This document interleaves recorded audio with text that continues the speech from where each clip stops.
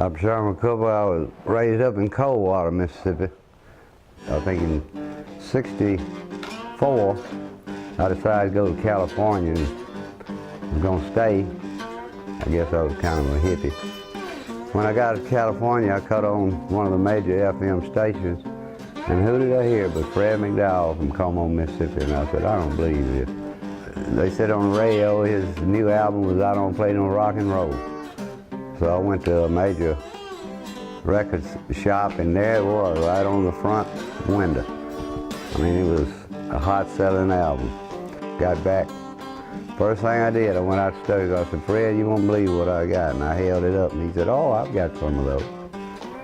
And I said, well, you never said anything about it. I said, man, they're playing your music all over the radio in California. And he just laughed. I think Fred was in it definitely for the music, and I don't think at that time he never complained about how much he was getting. He just kept playing the blues.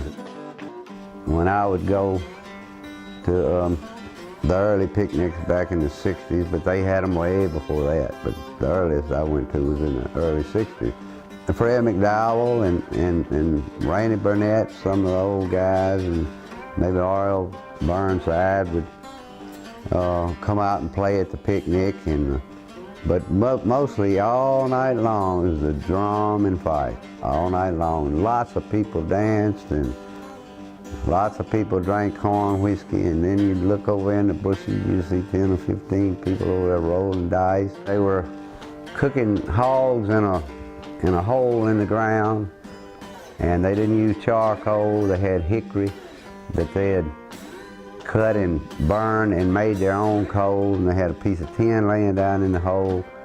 They would put the coals down, another piece of tin, put the hog on it, put a piece of tin on top, and just let it slow smoke all night long. And they had an old hay fork, and they could stick in it and flip him over. And I remember I had a friend and his girlfriend, and my girlfriend and I went out to the picnic, and very foreign to them. They never had been to a picnic like that, and they had, the fife and drum. And I asked them, did they want a barbecue sandwich? They said yes. And so my friend and I were in the front, and the girls were in the back. And I started eating mine, and I heard one of the girls kind of holler, and I said, what's wrong?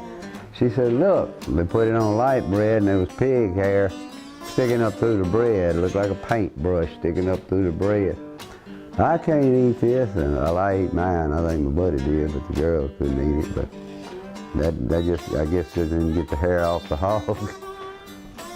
So it's not quite like it was. It's not nearly as primitive as it was, but it's still going on.